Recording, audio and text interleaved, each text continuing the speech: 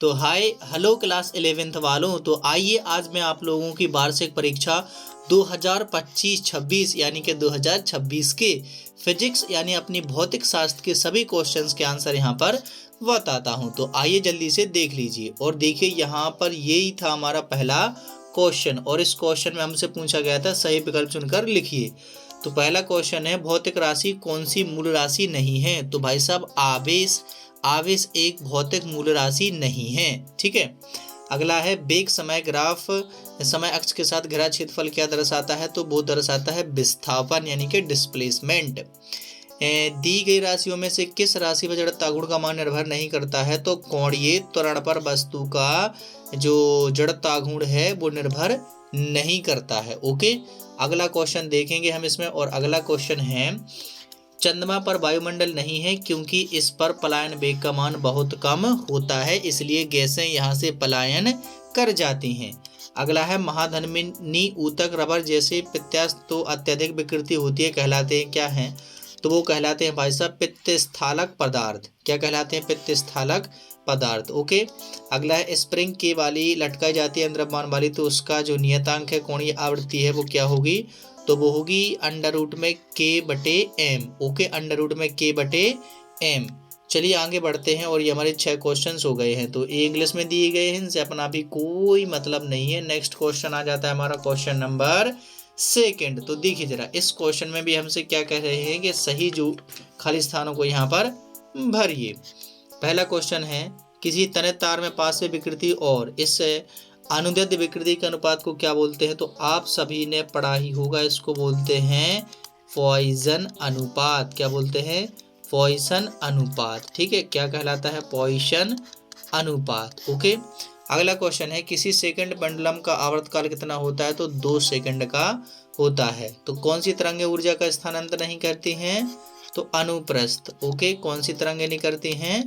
अनुप्रस्थ तरंगें। ठीक है। रेखीय संवेग का आघूर्ण क्या कहलाता है। तो वो कहलाता है कोणीय संवेग। ओके। क्या कहलाता है? कोणीय संवेग। अगला क्वेश्चन है यहाँ पर प्रक्षेप गति में थीटा और 90 - थीटा के लिए समान होता है किसके लिए।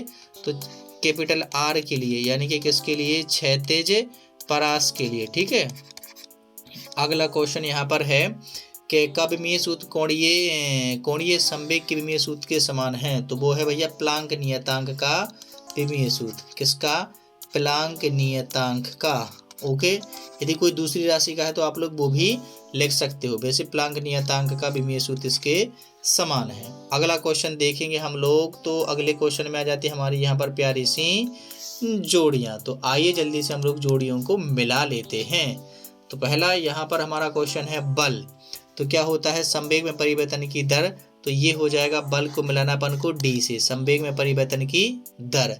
आवेग आवेग मतलब होता है रेखीय संवेग में परिवर्तन। तो ये हमारा a हो जाएगा। शक्ति कार्य करने की दर को क्या बोलते हैं? शक्ति। तो ये हमारा हो जाएगा f। ओके। अगला क्वेश्चन ऊर्जा कार्य करने की क्षमता को ऊर्जा बोलते हैं। तो ये E वाला। अप्रत्यास्थ में ऊर्जा की हानि होती है तो ये हो जाएगा C वाला। और घर्षण बल तो गति विरोधी बल ये हो जाएगा B। ठीक है। तो ये हमारी सही जोड़ियां यहाँ पर हो गई। ओके। अब चलिए बढ़ते हैं आगे और देखते हैं नेक्स्ट क्वेश्चन। नेक्स्ट क्वेश्चन में यहाँ पर आ जाते हैं हमारे ट्रू एंड फॉल्स। तो हमें सत्य असत्य यहाँ पर करने हैं। तो अब आप लोग बताइए कि आप लोग कितने सत्य असत्य में से सही यहाँ पर करके आए हैं।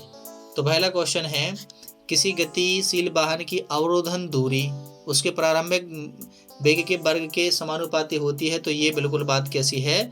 सत्य है, क्योंकि इसका फॉर्मूला होता है d बराबर के और v² बटे में क्या होता है म्यू और g। ठीक है। तो ये बिल्कुल सही है।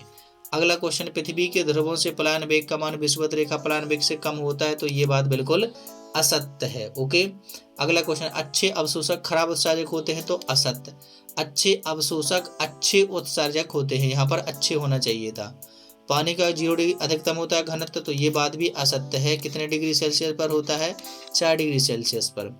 और दोलनी गति आवर्तकाल किंतु आवर्तकाली दोलनी ही होती है। तो ये बात बिल्कुल सत्य है। तो इसमें हमारा पहला और 5वां सत्य है, बाकी बीच के 3 असत्य हैं। ओके। चलिए बढ़ते हैं आगे और देखते हैं अगला क्वेश्चन। क्वेश्चन नंबर 5 इसमें हमसे पूछे गए हैं क्या भाई साहब यहाँ पर सत्य असत्य। तो एक वाक्य में उत्तर यहाँ पर दीजिए। में सार्थक अंकों की संख्या कितनी है? तो 4 हैं, 1 2 3 और 1 3 4 को किलोमीटर प्रति घंटे में से अपन को क्या बदलना है? मीटर प्रति सेकंड में। तो इसमें कितने से गुणा कर देते हैं अपन लोग? 5/18 से। तो 18 छक्के 108 और 6 पंचे 30, तो आंसर आ जाएगा 30 मीटर प्रति सेकंड। कोणीय वेग एवं आवर्तकाल में संबंध बताइए। तो कोणीय वेग एवं आवर्तकाल में संबंध हो जाएगा t बराबर 2 पाई में ओमेगा। ओके। अगला घर्षण गुणांक का विमीय सूत्र। तो घर्षण गुणांक का विमीय सूत्र होता है m0 l0 और यहाँ पर t0। ठीक है, क्योंकि यह एक विमाहीन राशि है। सार्वत्रिक गुरुत्वाकर्षण नियतांक g का CGS पद्धति में मान लिखिए। तो हो जाएगा हमारे पास में 6.67 गुणन 10 की घाते -8। ठीक है, वैसे -11 होता है, लेकिन ये हो जाएगा 8। और इसका जो हम लोग मात्रक लिखेंगे तो वो हो जाएगा डायन, और प्रति में सेंटीमीटर का स्क्वायर, और बटे में हो जाएगा ग्राम का स्क्वायर। जी मतलब यहाँ पर ग्राम है। ठीक है, तो ये इसका सूत्र हो जाएगा, मतलब मान हो जाएगा CGS पद्धति में। ओके। अब थोड़ा आगे बढ़ते हैं हम लोग। क्वेश्चन नंबर गुप्त ऊष्मा, ये आप लोगों ने कर लिया होगा, ये आप लोगों ने कर ही लिया होगा। ये सारे सवाल आप लोगों ने एकदम बेहतरीन तरीके से कर लिए होंगे। ठीक है, अब यहाँ पर जो क्वेश्चन नंबर 7 आ जाता है ना 8, तो इसका मैं आंसर बता देता हूँ। इसमें जो आंसर लगाना था, तो सबसे पहले आप लोगों को निकालना था यहाँ पर म्यू का मान। और म्यू का मान कैसे निकलता है? m/l से। ठीक है, तो वो जितना आ जाता है, फिर आप लोगों को लगाना था v का फॉर्मूला।